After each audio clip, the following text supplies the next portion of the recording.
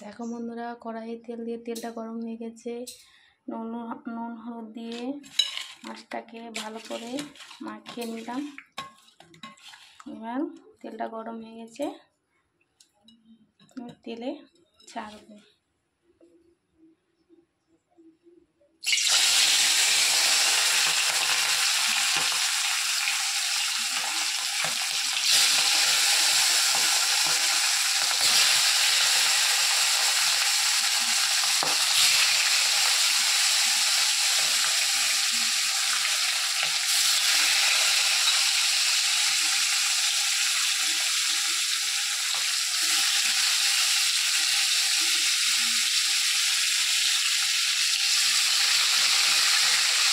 তেলটা ছাড়া হলো না, দুটো মজুত হয়ে গেল মাছে।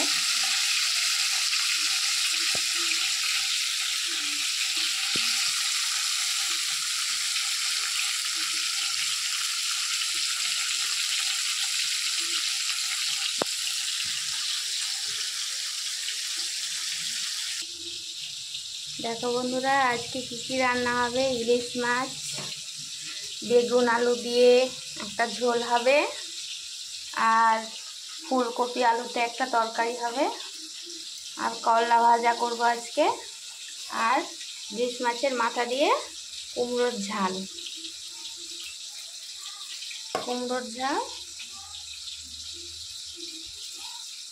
আর আমার বাবু তো ইলিশ মাছ গলায় কাঁটা লেগে যাবে, তাই জন্য ইলিশ মাছ খাবে না, ওর জন্য ডিম সেদ্ধ একটা করব।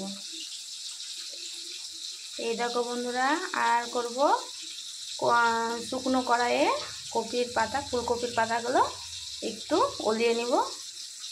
আমার হাজব্যান্ড খুব ভালোবাসে খেতে। কালো জিরা আর দুটো রসুনের কোয়া দিয়ে বেটে নিব পাটাতে। আজকে এইটুকুই রান্না হবে আজ মেনু। By, tata.